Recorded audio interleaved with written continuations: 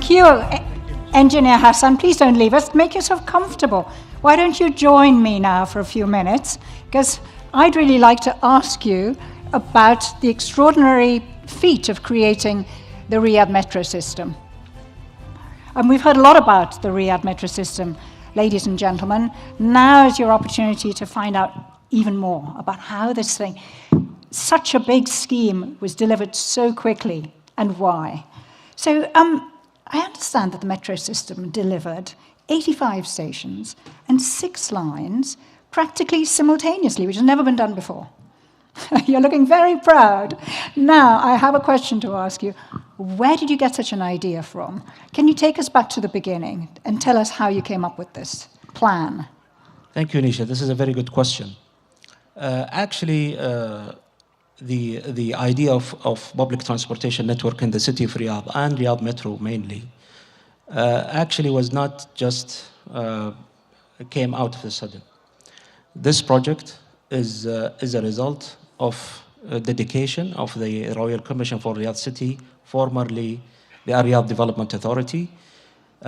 When we had started the studies and workshops in 2001.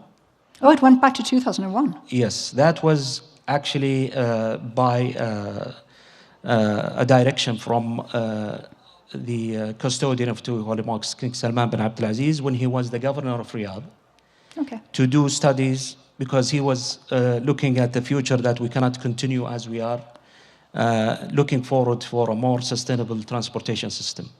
So there was an idea that we have to create this workshop, start to bring expertise and the world-renowned engineering firms to help us in paving the pathway, forward the pathway for a more sustainable mobility ecosystem.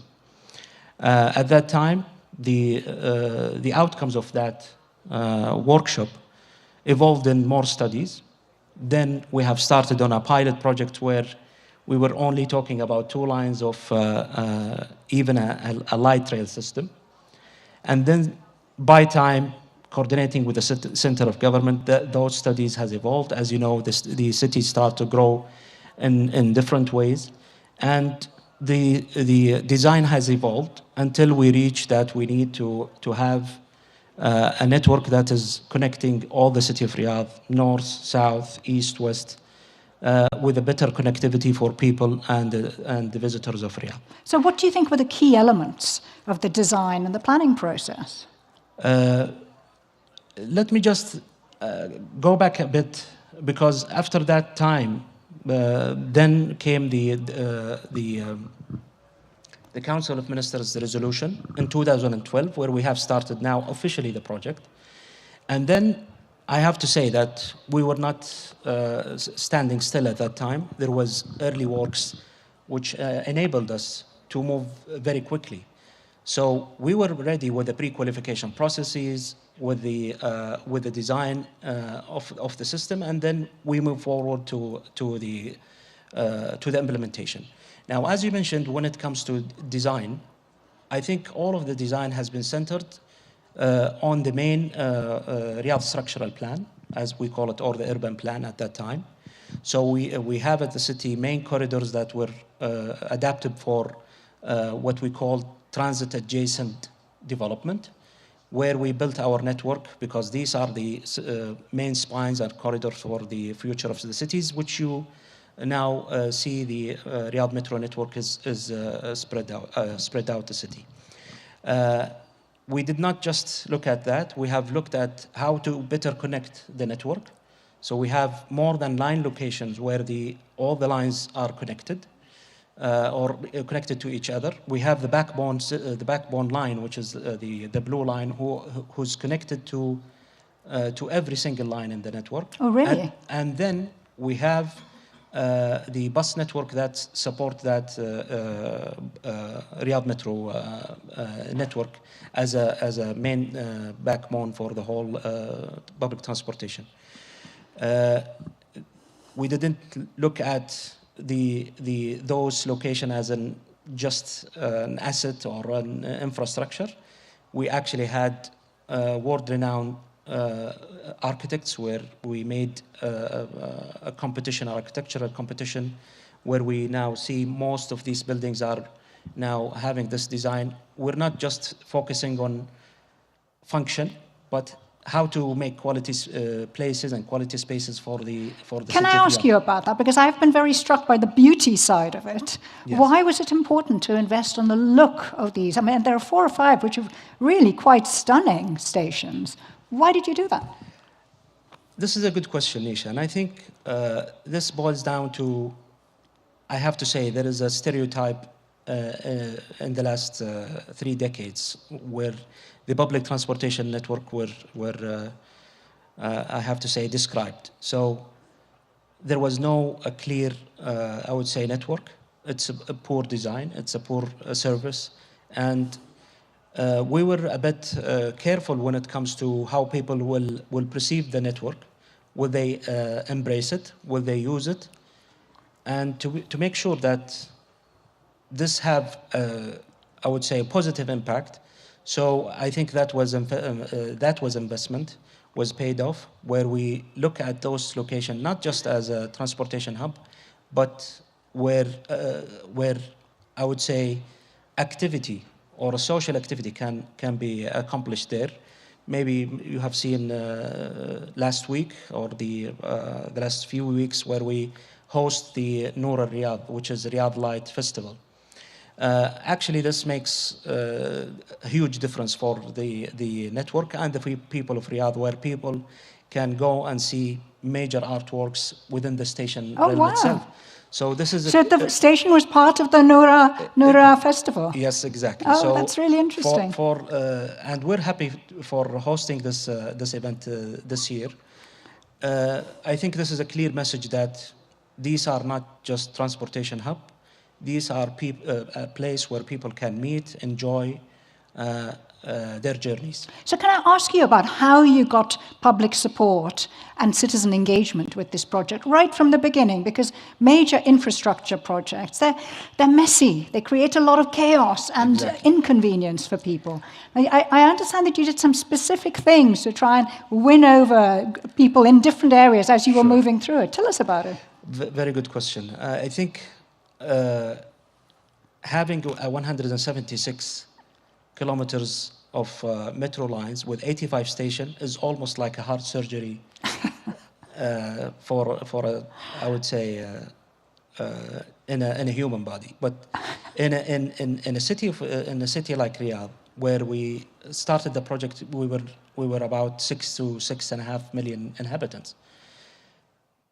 This type of project, and we remember some of the contractors and even some of the practitioners were they saying this will kill the city, and sometimes there will be. They said what? This will kill the city. This will kill the city. But wow. However, so they're quite negative and worried. Definitely, and we made the communication one of the main pillars that we worked on during this project. So as you know, we have the design, planning and design, and the project management, and then communication as a main pillar. So communication was as important as the planning and the engineering. Definitely, and I think communicating with the people of Riyadh was not an easy task. There was a team formed to knock on every single shop owner, on every home that is impacted by the traffic detours that were done in Riyadh. I think there was almost 1,200 kilometers of traffic detours. But as part of that, there was a huge simulation that has been done just to make sure that there is no impact on the traffic, limited impact on the shop owners and homeowners. And there was a huge number of sessions with government entities, private sector entities, where their main locations and headquarters are impacted. So there was a huge effort, including this is maybe on the let's say let's say an unofficial side, but when the community engagement, there was a lot of programs. There was naming the tunnel boring machines as part of the tunneling exercise that we have carried on. There was around 60,000 participants with You had a competition a to name? competition Oh, to name right. all these tunnel boring That's a machines. very nice idea. Also, school students were invited to have also another competition for school students' drawings.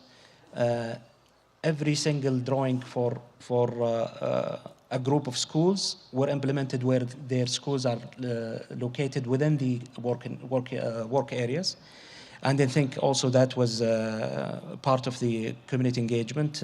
There was a visitor center, which now I think decommissioned after we opened the system. But then I think we have received a lot of feedback.